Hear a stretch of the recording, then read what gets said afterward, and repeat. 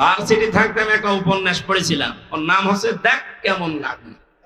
আপনি যে সাহস করেন যে আমি পাশাপাশি আছি, চট করে ঢুকে পড়বো, আসেন। আপনি আসেন, আপনাকে আমরা চট করে ঢুকবে আর ফট করে ঢুকিয়ে দেবো আয়না করে। থাকেন পড়ে ওখানে। ব্যারিস্টার আরমান 8 বছর আছে, আপনি 16 বছর থাকবেন। 16 বছর তো আর বাঁচবে না, যে কয় বছর আছেন ওখানে থাকবেন, দেখেন কেমন লাগে। ভার্সিটি থাকতে আমি একটা উপন্যাস পড়েছিলাম, ওর নাম হচ্ছে দেখ কেমন লাগে। আমার বাবা এইটা ওদের কপালে আছে। কথা বলেন না কেন? কয়েকজন এরকম আশা করছেন যে আসি পাশাপাশি, চট করে ঢুকে পড়বো, আসেন ঢোকাবো, দেখ কেমন লাগে। মার্ডার মামলা, আজকে গুমের মামলা আন্তর্জাতিক আদালতে, যে পালিয়ে গেছে তার নামে আজকেও দেখলাম 2টা মামলা হয়েছে। অবৈধভাবে মানুষকে হত্যা করে। বাংলাদেশ স্বাধীন হওয়ার পরও এত হত্যা হয়নি। এই 9 সাল থেকে 24 সালে যত হত্যা হয়েছে, বাকিগুলোর অনেকের খোঁজই আমরা জানি না। আমি মাঠের নিচে ছিলাম 10 দিন, আমি দেখেছি কত মানুষের কান্নার আওয়াজ আসতো আমার কানে। আমার তো চোখ বাঁধা ছিল, চোখ কালো কাপড় দিয়ে বেঁধে নিয়ে মাজায় একটা দড়ি নিয়ে ওরা হাঁটিয়ে নিয়ে যেত, মনে তো আমার গরুর মতো নিয়ে যাচ্ছে। আশপাশ থেকে কান্নার আওয়াজ পেতাম, কারণ কোনো আওয়াজ তো ওখানে যাওয়ার কথা না। মানুষ সিঁড়ি দিয়ে উপরে ওঠে আর ওরা সিঁড়ি দিয়ে আমার নিচে নিয়ে যেত। তার মানে মাটির নিচে, ওইটা কোন জায়গায় এটা আমি জানি না, যেখানেই নিয়ে গিয়েছে বহু মানুষের কান্নার আওয়াজ পেতাম মাঝে মাঝে। আর একটা আওয়াজ দিত, আহ, এরকম একটা আওয়াজ বুঝতাম এখানে কয়েক মাস ধরে মানুষ হয়তো আছে। যে সমস্ত মানুষ পাহারা দিয়ে যেত, ওই এসআই যারা, তাদেরকে প্রকাশ গোপনে বলতাম, ভাই যে আওয়াজ আসলো, শব্দ না, অধিকাংশ গুলোতে হিন্দু পেয়েছিলাম। কিছু কিছু যাদের একটু মনুষ্যত্ব আছে বলতো, হুজুর 1 মাস 2 মাস না, কেউ 2 বছর 5 বছর পড়ে আছে, কেউ জানেই না। আপনি এখনো পর্যন্ত বলেন আমার কি দোষ, কি দোষ, আপনি টের পান না। কোন দোষ যদি আপনার নাও থাকে, আপনার সবচেয়ে বড় দোষে আয়না ঘর। আপনি জানেন না কি হয়তো ওখানে ইলিয়াস আলীর মেয়েকে নিয়ে আপনি কি করলেন, কি নাটক, কি প্রতারণা, অথচ তাকে আপনি মেরে ফেলেছেন আগে। আমার মাঝে মাঝে রিমান্ডে আশ্চর্য লাগতো, আল্লাহ, যে অফিসার গুলো এই করে যায় আমার সাথে, এরা রাতে বাড়ি যেয়ে ঘুমায় কি করে? এদের তো ঘুম আসার কথা না, হয় লাল পানি খায় নাই বড়ি খায়, তাছাড়া ঘুম আসার কথা না। এই জন্য শাস্তি হবে তাদের ডবল। এখন শুরু হয়েছে, কেবল ডবল শাস্তি হবে। যারা অন্যায় ভাবে মানুষকে হত্যা করেছেন, ইন্ধন দিয়েছেন, বিভিন্ন কায়দা কৌশল করে এগিয়ে দিয়েছেন, আপনার শাস্তি ডবল হবে। মার্ডার মামলা, আজকে গুমের মামলা আন্তর্জাতিক আদালতে, যে পালিয়ে গেছে তার নামে আজকেও দেখলাম 2টা মামলা হয়েছে। আপনি যে সাহস করেন যে আমি পাশাপাশি আছি, চট করে ঢুকে পড়বো, আসেন। আপনি আসেন, আপনাকে আমরা চট করে ঢুকবে আর ফট করে ঢুকিয়ে দেবো আয়না করে। থাকেন পড়ে ওখানে। ব্যারিস্টার আরমান 8 বছর আছে, আপনি 16 বছর থাকবেন। 16 বছর তো আর বাঁচবে না, যে কয় বছর আছেন ওখানে থাকবেন, দেখেন কেমন লাগে। ভার্সিটি থাকতে আমি একটা উপন্যাস পড়েছিলাম, ওর নাম হচ্ছে দেখ কেমন লাগে। আমার বাবা এইটা ওদের কপালে আছে। কথা বলেন না কেন? কয়েকজন এরকম আশা করছেন যে আসি পাশাপাশি, চট করে ঢুকে পড়বো, আসেন ঢোকাবো, দেখ কেমন লাগে। উপন্যাসটা পুরোপুরি পড়লে খুব ভালো লাগে। আমার মনে হয় সামনে এদের কপালে এটা হতে যাচ্ছে। বাইরে আমার অন্যায় ভাবে যারা হত্যা করেছেন, ডবল শাস্তি পাবেন। 3 নম্বরে যারা জেনা করে দুনিয়ায়, তাদেরও শাস্তি ডবল হবে। সূরা ফুরকানের আয়াত। মেয়েটা বলছে খলিফা, এই ছেলে 4 জন বলছে খলিফাতুল মুসলিমিন। চিন্তা করলাম, দুনিয়ায় মার্ডারের শাস্তি যদি না পাই, কিয়ামতে আল্লাহ কিন্তু ডবল শাস্তি দেবে। কয়টা? এজন্য দুনিয়ায় হয়ে যাক, আপনি যে বিচার আছে কোরআনের করে দেন, দুনিয়ায় শেষ, পরকালে যেন আল্লাহ এই বিষয়ের কোনো বিচার না করে আমাদেরকে মাফ করে দেয়। হযরত ওমর বললেন, তাই তো, তোমরাই তো দোষী, মেয়েটার তো দোষ নেই। মেয়েটাকে ডাক দিয়ে বললেন, তোমার দোষ এইটা যে তুমি 12 টুকরা করেছো লাশটা, আমার ঘরের বারান্দা রাখলে, অন্য কোথাও ফেলে দিলে না কেন? মেয়েটা কোরআনের হাফেজা, ডাক দিয়ে বলছে, খলিফাতুল মুসলিমিন, আমার সন্তানকে আমি গলা টিপে মেরে ফেলতে পারতাম, 12 টুকরা করেছিলাম আমি, বিভিন্ন জঙ্গলে পাহাড়ে ছিটিয়ে দিতে পারতাম, কিন্তু আপনার কাছে আমি কেন দিলাম? দিয়েছি এই কারণে, প্রথম কারণ আমার ছেলেটাকে আমি হত্যা করেছি, 1 নাম্বার কারণ হচ্ছে সে জারজ, তার তো বাবা ঠিক নেই। কয়টা বাবা বলেন বলেন? জন্ম তো ঠিক নেই, বাবা 4টা, যদিও ওর দোষ না, কিন্তু সন্তানটা তো জারজ। আর আমি কোরআনে কারিমে সূরা কলমের 13 নাম্বার আয়াত থেকে 19 নাম্বার আয়াত পর্যন্ত জানি, যারা জারজ সন্তান এই পৃথিবীতে তাদের 13টা কাজ হবে, তার 1 নাম্বারে তারা কোরআন বিরোধী হবে। আমার পেটে জন্ম নিয়ে বড় হয়ে আমার সামনে কোরআনের বিরুদ্ধে মিছিল করবে আমার ছেলে, এটা আমি মানতে পারি না। এই জন্যই আমি নিজের হাতে জবাই করেছি। বাংলাদেশে আজ যারা কোরআনের বিপক্ষে অবস্থান নিয়েছিলেন, নিচ্ছেন, এখনো সামনে অনেকে চেষ্টায় আছেন। আজকে একজন বুদ্ধিজীবী নামে, বুদ্ধি বিকলাঙ্গ, আমি নাম নিলাম না, লোকটা বলেছে ধর্ম কোনো রাষ্ট্রের ব্যাপার, কোনো ব্যক্তির ব্যাপার না। এই শব্দটা তার বলা ঠিক হয়নি। সে যে তওবা না করে সেও মুশরিক। এক কথা বলছেন না? কোন মানুষের যদি ধর্মই না থাকে, ওরা উদাহরণ দেন যে নিরপেক্ষ হওয়া লাগবে। পৃথিবীতে কোন নবী ধর্মের ব্যাপারে নিরপেক্ষ ছিলেন? আপনি একজনের নাম বলেন, বলেন। এই ধোঁকাটাও চলছে সামনে, হয়তো সামনে আসতে পারে, আগে থেকে সতর্ক করলাম। যারা এগুলো করছেন, এগুলো কিন্তু একটা ধোঁকাবাজি। আমরা এক জালেমকে বিদায় দিয়ে কোন নতুন জালেমকে আর এই জায়গায় আমরা দেখতে চাই না। যারা আসবে তারা যেন ইনসাফ কায়েমকারী হয়। মেয়েটি বলে, খলিফা আমি একটা একটা করে 13টা কারণ বলতে পারি কেন আমি হত্যা করেছি। আমি এসেছি এই কারণে, আমি না আসলেও পারতাম। মেরি আমার সন্তানটাকে জবাই করে ফেলে যদি পাহাড়ে জঙ্গলে ছড়িয়ে ছিটিয়ে দিতাম, আপনিও ধরতে পারতেন না। আমি এসেছি এই কারণে, আমি যেহেতু হত্যা করেই ফেলেছি, আর হত্যার বিচার যদি দুনিয়ায় না হয়, কিয়ামতে আল্লাহ কবুল করবে।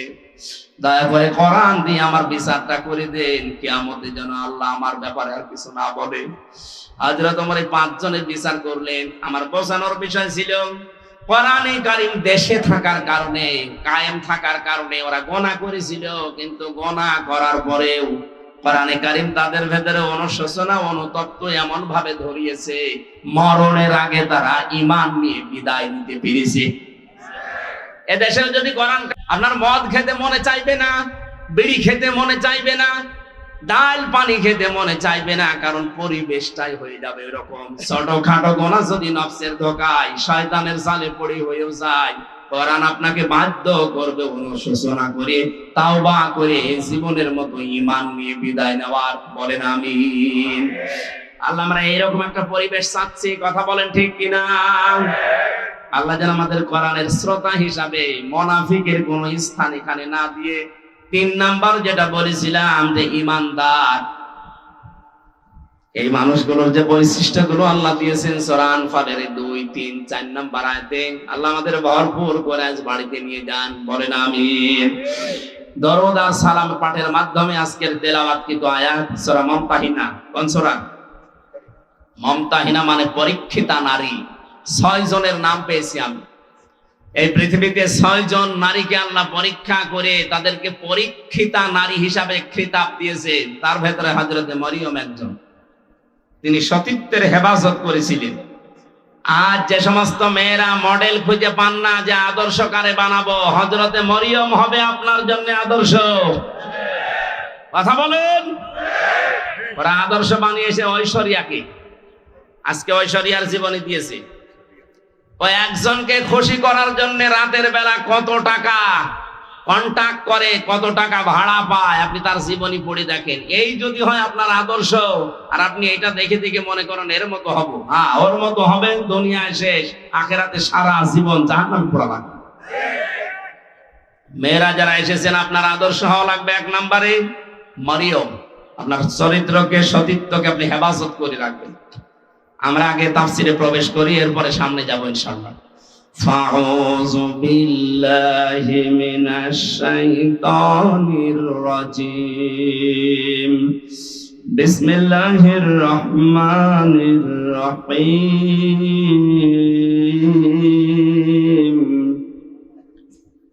ইয়া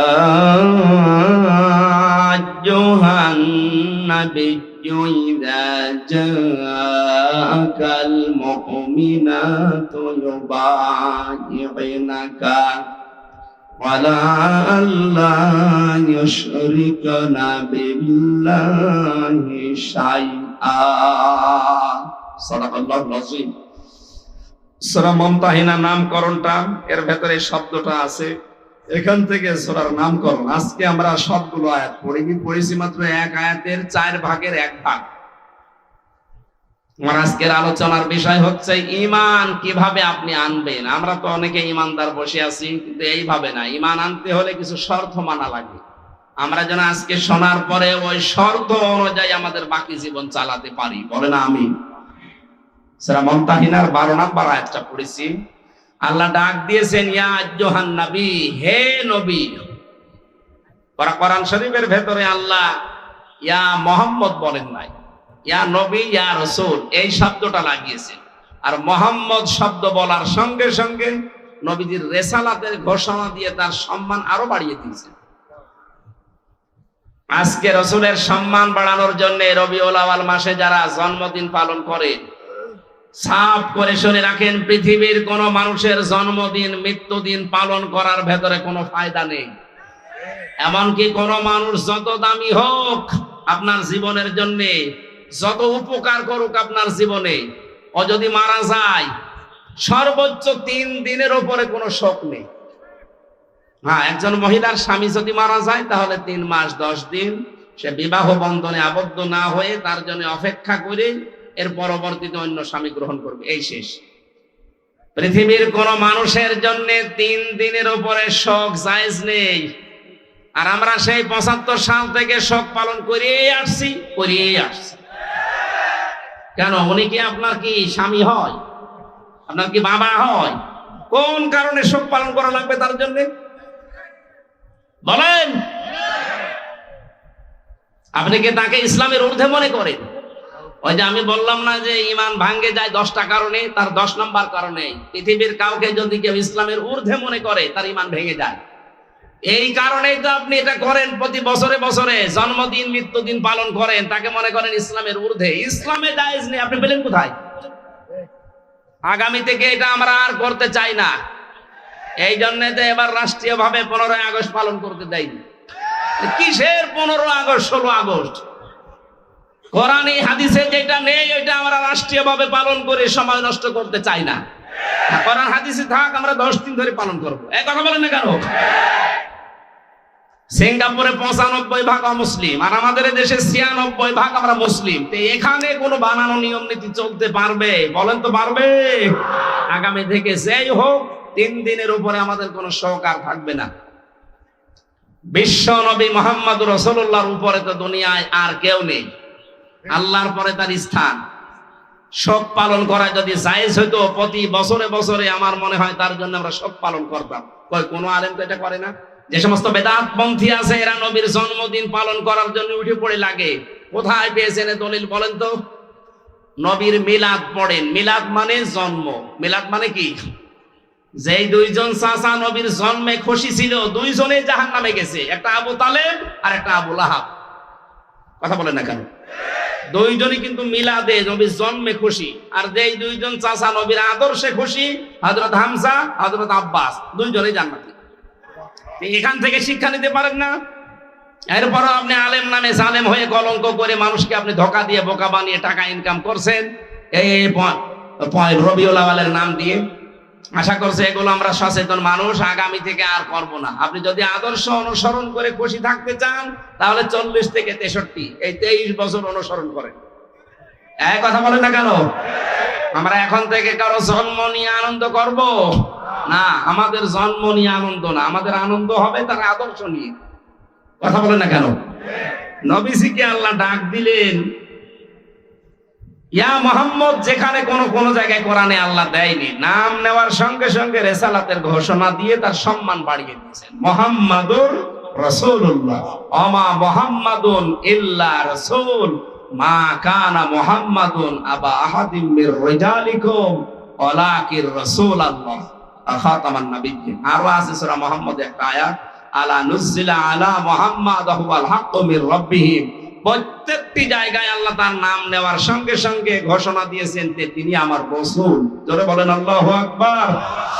এই জন্য আমরা এই জায়গা একটা স্পর্শকাতর জায়গা। রাসূলুল্লাহকে কেউ গালি দিলে আমরা সহ্য করতে পারি না। কুষ্টিয়াতে গত 2 দিন আগে একজন বুঝে হোক না বুঝে হোক গালি দিয়েছে। এখানে কোনো ছাড় নেই, আপনি বুঝে দেন আর না বুঝে দেন আপনি অপরাধী। কুষ্টিয়া ফুসে উঠেছে, সারা দেশ এখন ফুসতেছে। আগামী থেকে আমরা এদেশের এই বিবেক বুদ্ধিহীন কিছু মানুষ আছে, বিভিন্ন নাম নিয়ে যারা চলে, সে যে নামেই হোক, রাসূলুল্লাহর ব্যাপারে কিন্তু কোনো আপোষ নেই। বিশ্ব নবীকে অপমান করার চেষ্টা করলে, গালিগালাজ করলে, যা করা লাগে এই দেশের মানুষ কিন্তু তাই করবে। এজন্য সাবধান হয়ে থাকবেন এই বিষয়ে। অন্তত আপনি আমারে গালি দেন, অসুবিধা নেই, কিন্তু রাসূলুল্লাহকে গালি দিতে পারবেন না। আমাদের জীবনের চাইতেও তিনি আমাদের কাছে দামি। কথা বলেন ঠিক কিনা? আল্লাহ এই মহব্বতের কারণে যেন আমাদেরকে মাফ করে দেন। আমি এখানে একটা তথ্য বলবো, এই যারা মহব্বত করে আল্লাহর রাসূলকে এই কথা বলে শেষ করে দেন, তাদের জন্য খুব শিক্ষা আছে এখানে। আপনি শুনেছেন আয়াতটা, দেখেন এইভাবে নেই, কুল ইন কুনতুম তুহিব্বুনাল্লাহা ফাত্তাবিউনি ইউহিব্বুকুমুল্লাহ ওয়া ইয়াগফির লাকুম যুনুবাকুম আল্লাহু গফুরুর রহিম। সূরা আলে ইমরানের 31 নম্বর আয়াত। আল্লাহ পাক বলেন, নবী আপনি বলুন, তোমরা যারা বলো আল্লাহ তোমাকে ভালোবাসি, এই দাবি যারা করো তাদেরকে বলছি, এই দাবি করার দরকার নেই। যদি দাবি সত্যে প্রমাণ দিতে চাও, ফাত্তাবিউনি, আমি রাসূলের অনুসরণ করো। এখানে যে তাবউন শব্দটা আছে, তাবাইন, যত অভিধান আছে আরবিতে দেখবেন তাবউন মানে দেখে দেখে চলা।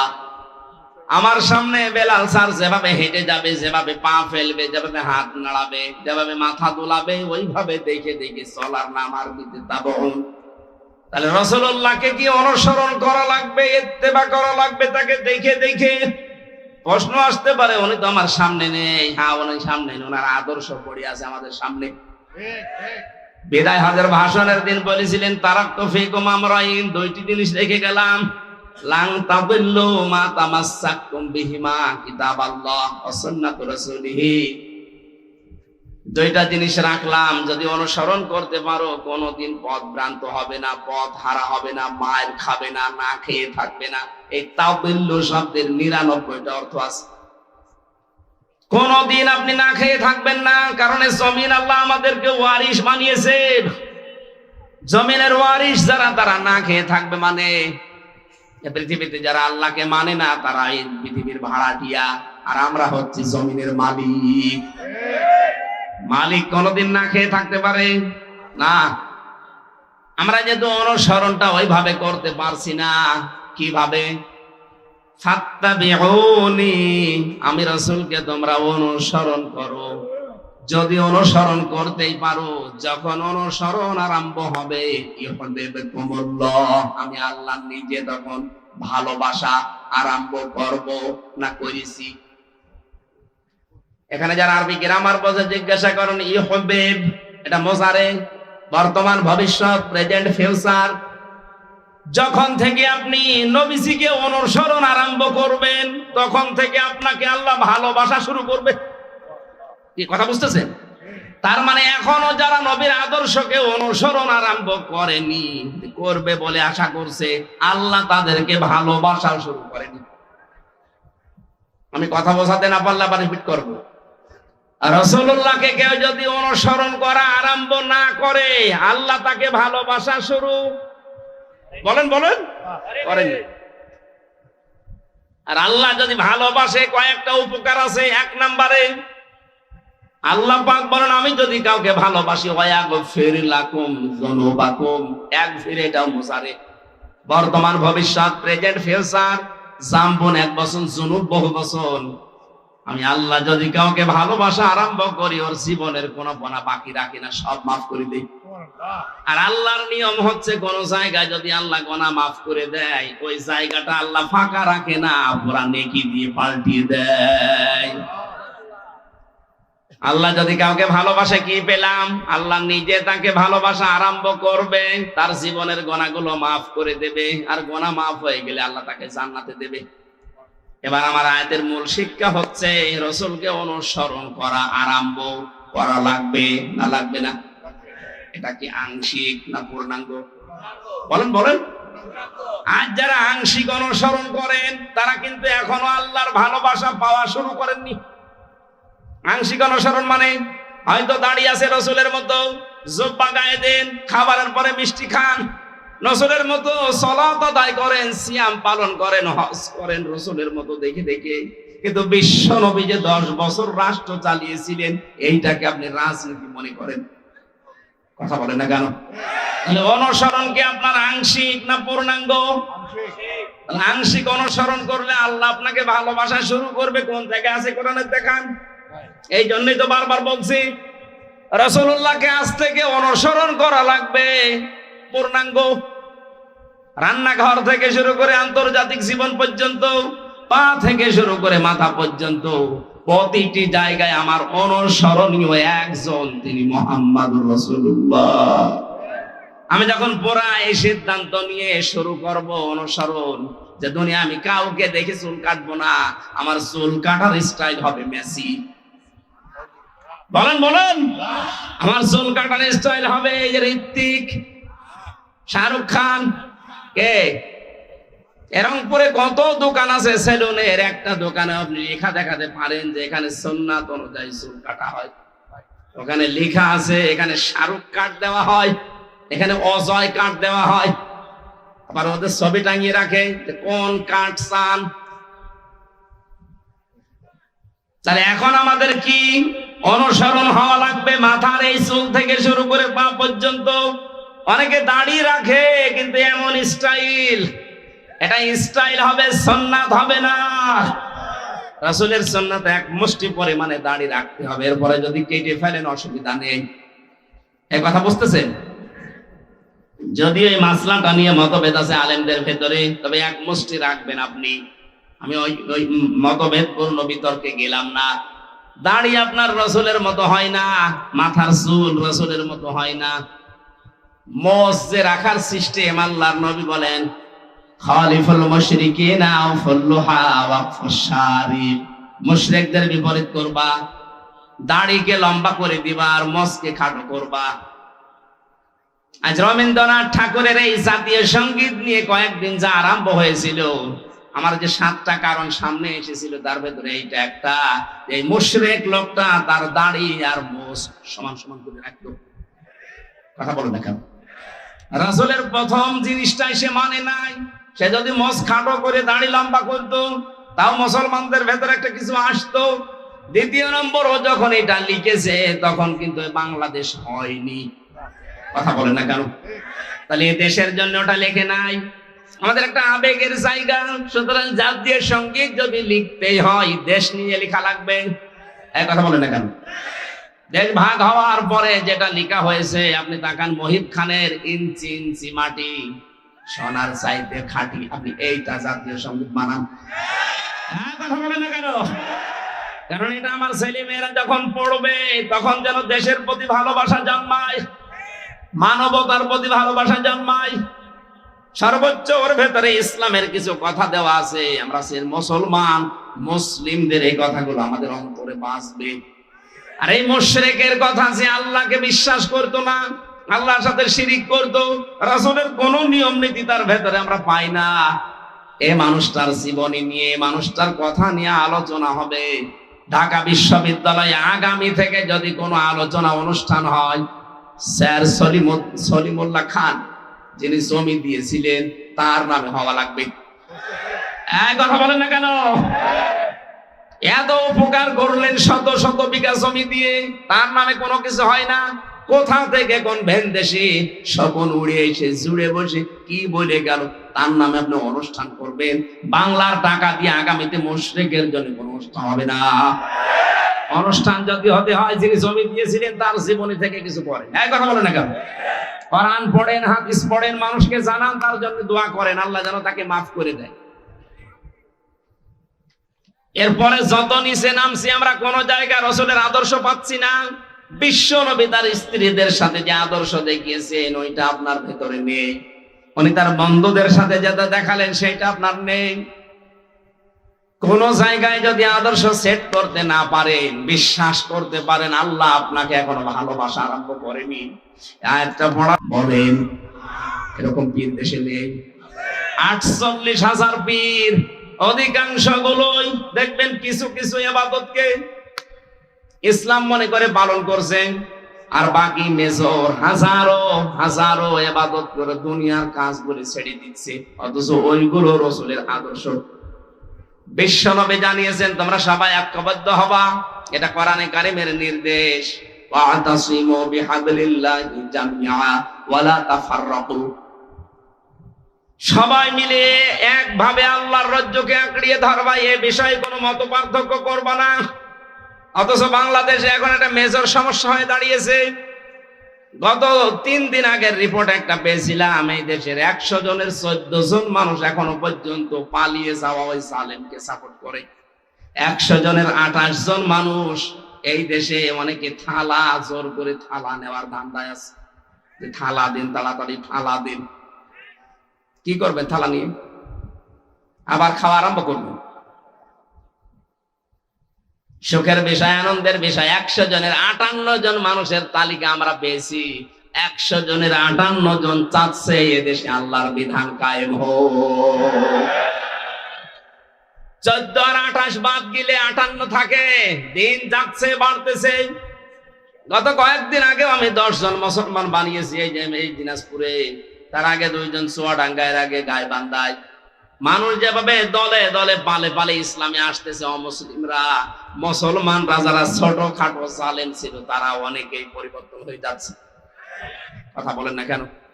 আমরা এগুলো দেখতে পাচ্ছি। নবীজি যা করেছিলেন মক্কার পরে, মক্কা বিজয়ের পরে নবীজি যা যা করেছিলেন এদেশের ডাক্তার শফিকুর রহমানের ভেতরে আমরা সেইটাই দেখতে পাচ্ছি।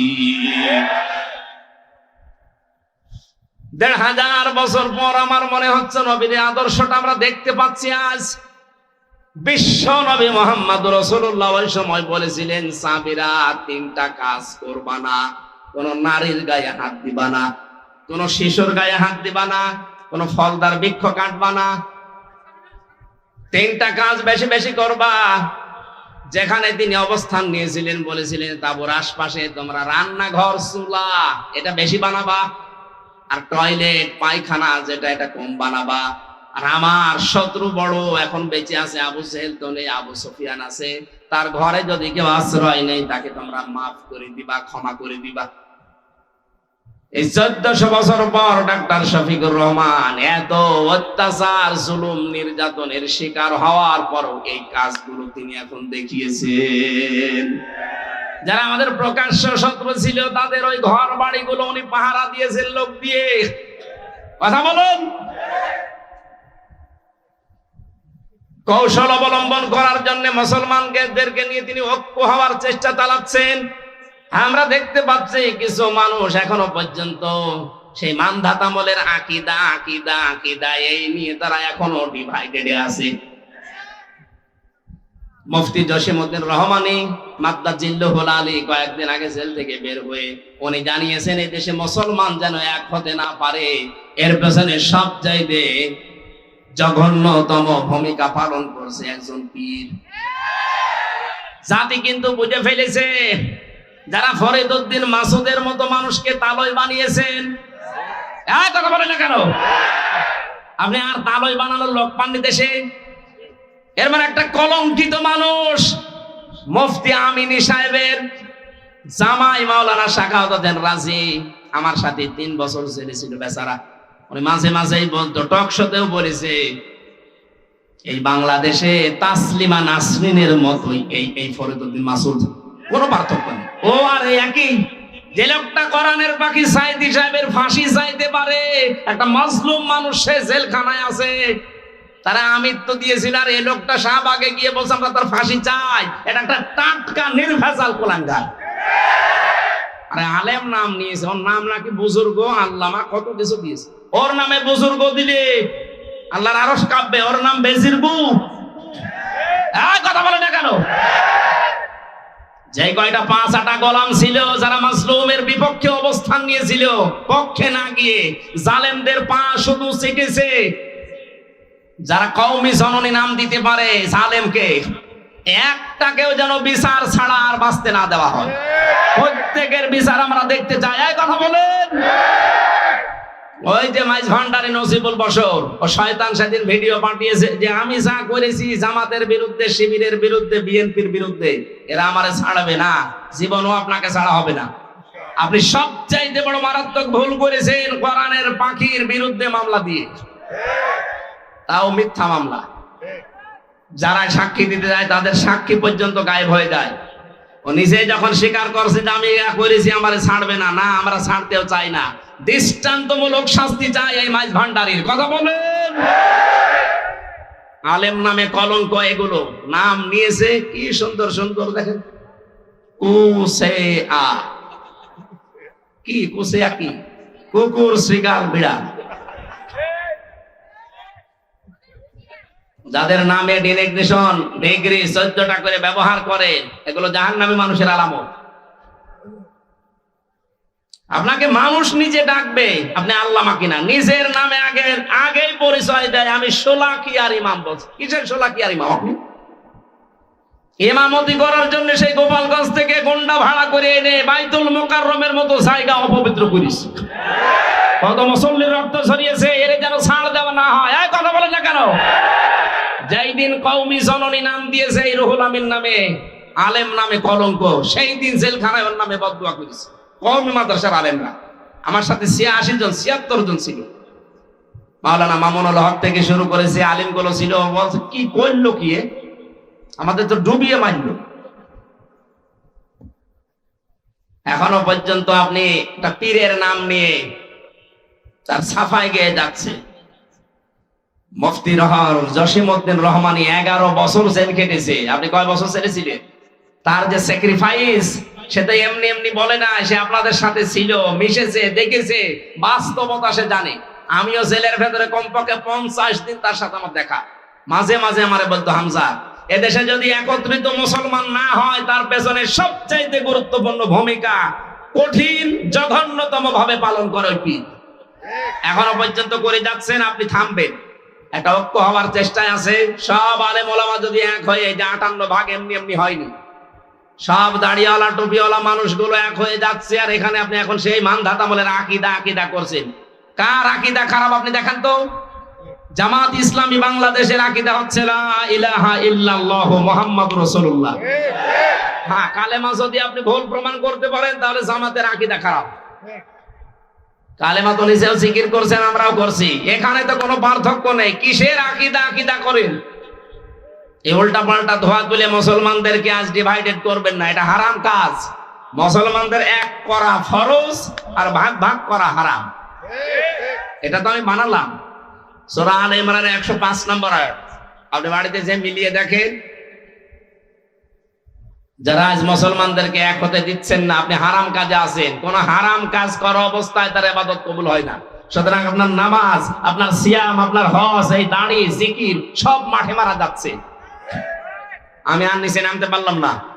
এরপরও যদি কারো বিবেক না খোলে, আমার মনে হয় ওকে আল্লাহ মোহর মেরে দিয়েছে আবু জাহেলের মতো, ও আর ভালো হবে না। আমার ভাইরা, এখন থেকে আমাদের অনুসরণ হবে রাসূলের আংশিক না পূর্ণাঙ্গ? পূর্ণাঙ্গ অনুসরণ যখনই আমরা আরম্ভ করব, আল্লাহ আমাদেরকে ভালোবাসা শুরু করবে। তার মানে বোঝা যাচ্ছে দেশে অনেক আলেম, অনেক পীর এখনো পর্যন্ত আল্লাহর ভালোবাসায় পাওয়া আরম্ভ করেনি। আমরা করেছি, আমরা যারা করছি, চেষ্টা চালাচ্ছি। হ্যাঁ, মাথা থেকে শুরু করে সংসদ পর্যন্ত সব জায়গায় আমার রাসূলের আদর্শ আমরা মেনে নেব। যখনই সিদ্ধান্ত নিয়ে মাঠে নেমে পড়বেন, বুঝবেন আল্লাহ আপনাকে ভালোবাসা আরম্ভ করছে। আল্লাহর ভালোবাসা আরম্ভ হয় তখন যখন কয়েকটা কাজ আপনি দেখতে পাবেন, এই তাকান, আপনাকে যে আল্লাহ ভালোবাসে তার প্রমাণ হিসাবে কয়েকটা কাজ আপনি দেখতে পাবেন সামনে। এক নম্বরে হাদিস, নবীজি বলেন, আমি যখন আল্লাহ পাক যখন কাউকে ভালোবাসেন তখন পুরো আসমানে ঘোষণা হয়ে যায় যে মহান আল্লাহ ওই লোকটাকে ভালোবাসে। আমরা সবাই যারা আসমানে আছো সবাই ওকে ভালোবাসো। পুরো আসমানের ফেরেশতারা তখন তাকে ভালোবাসা আরম্ভ করে দেয়। জমিনে ঘোষণা দেওয়া হয়, পুরা জমিনবাসী শোনো, হামজাকে আল্লাহ ভালোবাসা আরম্ভ করেছে, তোমরাও ভালোবাসো তাকে। তখন পুরা সৃষ্টি জগতের ভেতরে আল্লাহ একটা মহব্বত পয়দা করে দেয়। আমরা এইটা আজ দেখতে পাচ্ছি। আপনি তাকান, এতদিন যাদের স্বাধীনতা বিরোধী, রাজাকার, জঙ্গি, উল্টা পাল্টা নাম দিয়ে বহু কালার করার চেষ্টা চালিয়েছে, আগস্টের 5 তারিখের পর থেকে আজকের এই 23 তারিখ পর্যন্ত আমরা দেখতে পেলাম তারা জঙ্গি না, তারা জনগণের সঙ্গী। এই ভালোবাসাটা এখন আল্লাহ পয়দা করে দিয়েছে নিচে। পুরা আসমানে আল্লাহ ঘোষণা দিয়েছে যে তাদেরকে ভালোবাসো তোমরা। জমিনের লক্ষ লক্ষ সৃষ্টি সবার ভেতরে তাদের মহব্বত, ভালোবাসা এটা ঢুকিয়েছে কি আল্লাহ। এত প্রমাণ দেওয়ার পরও যদি আপনার এখনো পর্যন্ত মনে হয় না, এদিকে আসেন, আসেন, এদিকে আসেন। এই জন্য আমাদের উচিত হবে এখন এই মুহূর্তে দলাদলি বন্ধ করে দেওয়া, ছোটখাটো বিষয় সব আমরা বাদ। এরপরেও যদি আপনি এক জায়গায় হতে না পারেন, আবার কবে হবে? আবার যদি কোন নতুন জালেমে চেয়ারে বসে, কিয়ামতের আগে লাভাতে পারবেন না। আমাদের উচিত এখন সুযোগ, ছোটখাটো বিষয় সব বাদ। কে দাড়ি রাখে, কে দাড়ি রাখে না, কে জুব্বা গায়ে দেয়, কে দেয় না, এটা পরে করবেন, আগে জায়গাটা ঠিক করেন। এখানে থাকলে আপনি ইসলামের নিয়ম নীতি 100 ভাগ মানতে পারবেন। আর এই জায়গাটা না থাকলে কয়েকদিন পরে আপনারও দাড়ি কাটা লাগতে পারে। এদেশে আড়ং এ অবস্থান নিয়েছিল না, আড়ং এ দাঁড়িয়ে রাখা মানুষগুলোকে চাকরি দিত না। সামনে কিন্তু এরকম আসবে, আপনি চেষ্টা করবেন রাখার, কিন্তু পারবেন না। জায়গাগুলো সব জালেমের দখলে চলে যাবে। বিশ্বনবী মুহাম্মদ রাসূলুল্লাহকে আল্লাহ ঘোষণা দিলেন, নবী, যারা আপনি আপনার কাছে আসবে যে ঈমান আমরা আনতে চাই, বলবেন 6টা কাজ করো। 1 নম্বরে আলা আল্লাহ ইউশরিকনা বিল্লাহ, কোনদিন আল্লাহর সাথে কোনো বিষয়ে শরীক করবা না। 2 নম্বরে ওয়ালা ইয়াসরিকনা বিল্লাহ, ওয়ালা ইয়াসরিকনা, চুরি করা যাবে না। ওয়ালা ইয়াজনিনা, 3 নম্বরে কোনদিন তোমাদেরকে যেন আমরা জেনা করতে না দেখি। জেনার যে ছড়াছড়ি চলছিল, জেনার যে কারবার গুলো আমরা দেখতে পেয়েছি, বিশেষ করে আকাশ সংস্কৃতির নামে দেশে বন্যার পানির মতো পিন আপ করা পত্রিকা দিয়ে বিভিন্ন স্যাটেলাইটের মাধ্যমে যা আরম্ভ হয়েছিল, আগামী 10 বছরের ভেতরে চরিত্রবান যুবক যুবতী মানুষ খুঁজে পাওয়া দুষ্কার হয়ে যাবে। এগুলো যারা দায়িত্বে আছেন বন্ধ করার চেষ্টা চালাচ্ছে। আমরা যাই যেগুলো দ্রুত যেন বন্ধ হয়। এরপরে আল্লাহ দিয়েছিলেন এক একটা শব্দের ভেতরে লক্ষ লক্ষ কথা। আমি তাফসিরে পড়েছি, নোটও করেছিলাম, শুধু গা ঘেমে যাচ্ছে আর রাত অধিক হয়ে গেছে, খুব সামারাইজ করে বলছি। রব্বুল আলামিন বলেন, ওয়ালা ইয়াকতুলনা আওলাদাহুন্না, সন্তান হত্যা করা যাবে না। এই শব্দটার ব্যাখ্যা করলে অনেক ভালো হতো। ওয়ালা ইয়াতিনা বিবহতান, কালকে আমার মাহফিল আছে, এই যে এই ছেলেটার এখানে, কালকে ওয়ালা ইয়াতিনা বিবহতান, এই বহতানের উপর আমি কথা বলবো, কারণ এইটা বাংলাদেশে 15.5 বছরের বেশি হয়েছে। ওয়ালা ইয়াতিনা বিবহতান, মানুষকে আন্দাজে দোষ দিয়ে জীবনটা নষ্ট করে দিও না। আমার জীবন